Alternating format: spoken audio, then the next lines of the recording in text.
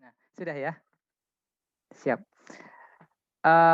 Dalam optik ini ya, tadi saya sudah berikan prolognya, ada terminologi panjang gelombang seperti itu. Nah, mata manusia itu terbatas pada range ini.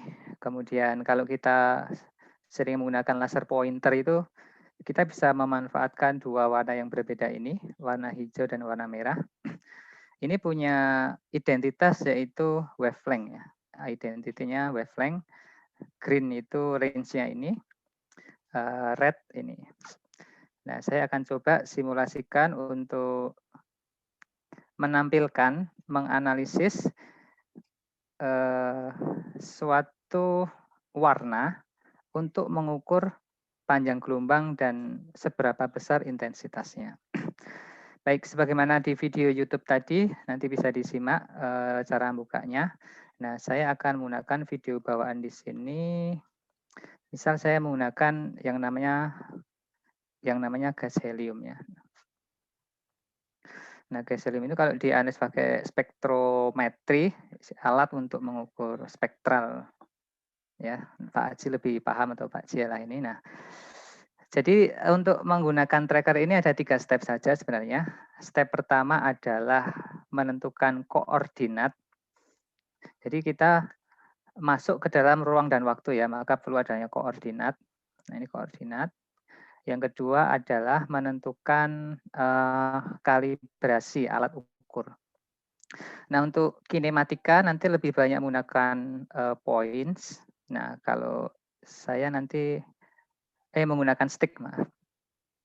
Stick ya, stick itu ya. Kemudian kalau ini menggunakan points. Nah, seperti ini. Untuk kemudian kita hidden dulu ini, kita umpetin dulu. Nah, caranya adalah setelah kita memilih stick points, ya, kita punya data referensi bahwa untuk warna hijau itu wavelength-nya 543 nanometer ya. Nano ya ukuran virus lah. Kemudian merah itu 633. Nah, caranya kita stickkan di sini dan di sini. Nah, ini kan belum pas. Nah, kita pastikan dulu. Kita zoom. Oke. Kemudian ini kita fokuskan seperti ini. Oke. Nah, terus kita akan menggunakan koordinatnya hanya sumbu X saja atau horizontal. Kemudian ini tadi kita punya referensi panjang gelombang itu ini ya. 463. 463, sedangkan yang ini mohon maaf ini agak teknis ya. Oh 543, maaf 543. 543, sedangkan yang satunya 643. 633, 633. Jadi ini boleh juga ditulis nanometer atau meter saja karena itu order saja ya. Oke, sudah. Nah, sekarang sudah 2 langkah ya. Langkah pertama koordinat, langkah kedua kayaknya belum terganti deh Pak. Yang S2-nya apa itu Pak? X2-nya. Oh iya, belum ganti ya. Oke, thank you Pak. Ini 643, 643 itu warna merah. Yes, thank you.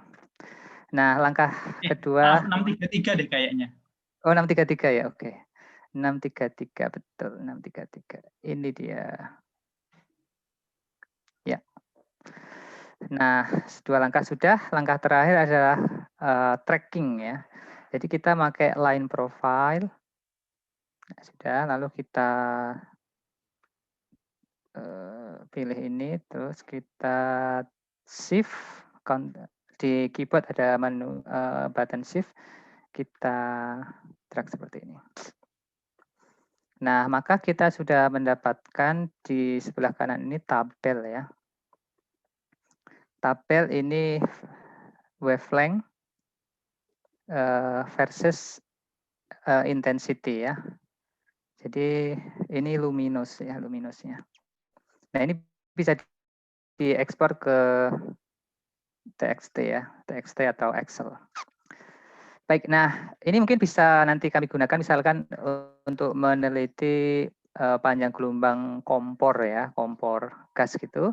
Tapi memang harus ada 2 referensi ya. Misalkan pakai laser pointer warna hijau dan warna merah di dalam frame video itu. Nah, nanti kita bisa cari tahu ini dengan cara melihat intensitas yang paling tinggi. Nah, seperti itu. Baik, mungkin saya buka sesi tanya jawab ya. Secara prinsip 3 step saja ya, baik kinematika atau matematika atau untuk kasus optik seperti itu. Baik, silakan Bapak Ibu kalau ada yang ingin ditanyakan. Pak Deki mungkin dari sisi ekonomi. Nah, ini kayaknya kalau berhubungan dengan kinematika, berarti ada hubungannya dengan waktu ya, Pak? Jadi tracker ini nggak hanya buat untuk panjang gelombang dan sebagainya. Benar nggak? Betul. Ya. Nah, mungkin saya contohin terus kemudian kalau misalkan kinematika. Sebentar Pak, sebentar. Oh, ya, saya tanya dulu yang lain. Banyak pertanyaan udah Panji. Enggak, soalnya saya penasaran kalau yang ini tadi gitu ya. Optik ini kan sesuatu yang bersifatnya warna gitu ya. Oke lah, mungkin kalau untuk diaplikasi untuk yang di kimia ini kan hampir sama dengan spektrofotometer tadi yang mungkin yang itu sebenarnya bisa menarik gitu.